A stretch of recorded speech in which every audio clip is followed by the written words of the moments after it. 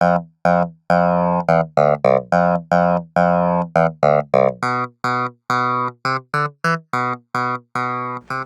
guys, welcome back to What Do You Watch? I'm Michael Kovacevich.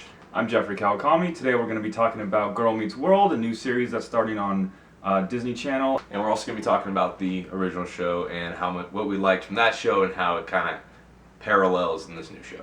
So let's get started with what we liked about the original series. Yeah, Boy Meets World is a series that definitely, I think, tracked a generation. I mean, pretty much anyone my age to your age knows that show, watched, tons of that show, rerun syndication when it was on, whatever. One of the things that I really like about that show is that it grew in scope way more than any other sitcom that I can think of. The way that the focus moves, in the early seasons, it's all either in the house or in the classroom, and that's what it is for kids at that age. And then as the show moves on, as the actors get older, characters get older, it moves out of the house into not only college but also into restaurants, into they get jobs, they work at that outdoor store that the parents own. Yeah, it develops a lot. It really isn't until college when we get that complete shift where the whole dynamic changed. You have Eric and his roommates and like that whole like weird love triangle thing that's there, and then you got the regular Corey Topanga thing going on, and then Sean's off on his thing, and I love how they had to like manufacture Feeney in there somehow just to get Feeney in. But yeah, it develops a lot, and I mean when I started watching it, they were probably getting closer to high school at the time because it came out when I was 2, so. So they were getting into high school more at the time, but the reruns would be all over the place. Right. Yeah. Everybody loved that show. And also the parents, in the early seasons, the parents are right there in every storyline because they're there helping Corey meet the world. I mean, it's kind of what they're there for. As the seasons go on, they get older, the parents, if they're there in like the backstory. They're there with Eric, or they're there on the phone sometimes. On the phone, they're there helping Morgan through something, but it's the B storyline. The A storyline is Corey and Topanga and Sean and Angela. The B story is the parents, and that's how it happens for kids too. And it's a gradual shift in real life, so it makes sense. I would argue the B story is probably, at least in college, Eric more. They had some great scenes. I'm not saying they're B stories because they're No, I would say that's the B story so then the parents would be the C story. C story, okay, yeah. I could definitely see that. They definitely had some episodes where they had an A story, B story, C story. Where it kind of like a lot was happening at the same time, but you saw the different perspectives, which was nice. Right. But some of those scenes with the dad and with Eric were amazing. Later in those later seasons. So. He's a good-looking guy. It was very good looking. So also, Boy Meets World, as opposed to Girl Meets World, I guess we'll start, kind of comparing the two a little bit here. Gotta bring them in a little bit. Yeah. Boy Meets World talked up to its audience a lot. I felt like they were dealing with things, they were presenting things in a way that you had to think about and had to try and understand, versus the way that Girl Meets World is definitely talking down to their audience because they're expecting a much younger audience. Boy Meets World you could watch if you were older than the characters, you could watch if you're younger than the characters yet are the same age as the characters but are looking forward to being that old. I feel like Girl Meets World is definitely playing to a much younger and simpler audience. Oh, yeah. I mean, the original series, you had a lot of clever stuff with the kids, a lot of the trying to trick the teachers, trying to do that kind of stuff. And they tried to play that off in this pilot episode with the whole no homework thing. And I mean, that was definitely straight from an episode of Boy Meets World. But it just was written terribly, in my opinion. It was written, like you said, like it's talking down to people, to the audience. And of course the laugh tracks, just trying to cue you when to laugh. I don't know, one of the things I liked about Boy Meets World is you could watch it, like you said, any age, because I'd watch it, I'd watch them when they were in elementary school, and then the next episode would be a college episode, and the way the reruns work would jump around a lot. So I mean, and they were all solid episodes. There was never really a weak point in the storyline. Yeah, and then Girl Meets World, I don't know. I think they're trying too much in the pilot. Yeah, it's a pilot. I mean, I think with all shows you have to forgive a little bit on the pilot, just because they're trying to set up so much. They really have to create an entire world, as opposed to in other episodes they can show little parts of this world and they can go into depth in it. So I think that you have to cut them a little bit of slack for the pilot. I kind of feel like they had a jar of ingredients from Boy Meets World that they wanted to incorporate into the show, and they're just like, we're just gonna throw little bits into this pilot episode. We're not gonna focus on a nice little story or a good setup. We're just gonna throw bits in, like the homework thing. Farkle, who's Farkle Minkus, who we don't really. I guess that's what his name technically. Right. Yeah. So Farkle is on IMDb listed as Farkle Minkus, which, if you'll remember, I'm sure you did. I'm sure you had flashbacks watching the episode of Stuart Minkus from the original series. So apparently, not only is it a direct callback to that character, but it's his son or something. That's why I'm like, I wish they would have just done a character that was similar to Minkus. You don't need the direct connections. You don't need the direct connections. You don't need even that. It's just so overacted. Like when he's jumping on top of Corey, and he's talking about how they're his two loves, and he's professing this, and it's just a little too much. You got a subtle comedy.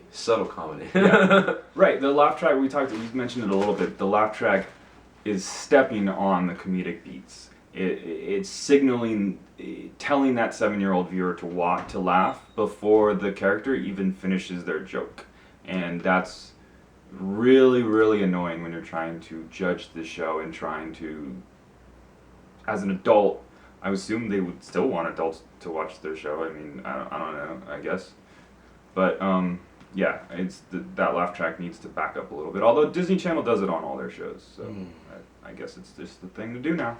Yeah. I don't know. Disney Channel, if you want to make shows that are for kids but also are adult friendly, look at Marvel Studios animation, because they tell stories that little kids can watch, and also are complex enough for adults. So it's Disney getting it right there, and hopefully that leads into what I'm really excited about, which is the Star Wars animated series coming out, Rebels. Which is coming out real soon. I think it's coming out in the fall. And I'm really excited about that. Where there's definitely going to be an episode to episode. If not with this guy, at least with just me on this channel. So keep tuned for that. But I'm really excited what Disney could do with that, because it looks really exciting. And I have seen a little bit of Clone Wars, not as much as you. I do enjoy that, but I'm really excited about this. What do you think of Riley, of Rowan Blanchard is her name? That's the main. It's the daughter. Yeah. Daughter. Okay. Yeah. Yeah. I thought she did a good job. I didn't like the whole my world, your world thing, but that's writing, and probably a little directing too. But I mean, I think she can run with it. There's some moments where she does some really good stuff on her own, but it kind of seems like her character, at least, is kind of getting pushed around more. I mean, Corey that happened to Corey a little bit, but Corey would kind of step up and like take some leadership role out of nowhere. He popped so hard on right away. Like he could carry an episode. Yeah. He didn't have to, because they had an amazing cast around him, but he could carry an episode. I don't know that she can. There's a lot of physical comedy with him, especially when he was younger too. Yeah. Like with the hair going up, and then like the weird facial, weird faces. Lots of weird faces. Definitely, especially like when Topanga. Oh yeah, like when Topanga kisses him for the first time. Oh yeah. Oh my God, that is one of the best scenes. Yeah. Sabrina Carpenter plays Maya. I thought she did really well. She's not the antagonist, but she is the troublemaker, especially in this first episode. She's the source of conflict. She does the no homework, more freedom thing, which I believe was a direct reference. Like, didn't that happen? Didn't they do that? I believe that did. That did exactly. If it didn't, it feels like it did, and I'm fooled that it did. Because it felt so much like the first. Yeah. They definitely chanted something. I know they chanted something. So if it was if it were those exact words or not, but she led that class rebellion, and of course the big decision moment comes when Riley has to decide whether or not she's going to. But in order to get there, I think Maya has to sell it first, and I think she sold it. Also, the scene with where she's all wet and she tells Corey that she has no one at home to help her with her homework. That was a scene that I really enjoyed. I think they both played that very well. That was one moment where I didn't feel like they were talking down. No, I felt like that was a good moment. I did feel like, though, wow, okay, they're just setting her up as a basically female Sean. I mean, you even see that with kind of like her like being like really into boys and stuff like that. How Sean was always really into the girls.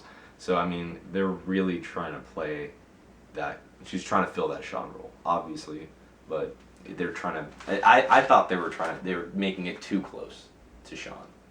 Personally, I did like that moment, but then I was kind of like, they're really just trying to copy this formula that they had already. Mm-hmm. Not that I don't like that, but and there is originality in it. The only problem is the originality in the show is Disney Channel originality that I don't enjoy. So right, I'm definitely expecting Maya's dad to go off chasing her mom who ran away, so that she has to come live with the Matthewses, because that's what happened on Boy Meets World. Exactly. So it's probably what's going to happen. Yeah. But yeah, I mean, they definitely, I feel like they're pushing the dating aspect a little earlier than they did on Boy Meets World. It came gradually. They weren't all of a sudden interested in girls, especially Corey. Corey Sean took a was while. pretty easy, Sean pretty early. was all into the ladies. He was into the ladies, but I mean, I remember that one moment where like the girl next to him drops her pencil or something, and he goes to pick it up, and they like lock eyes, and he gets this like like giggly voice. That was kind of like a turning point for Sean, and then Corey follows.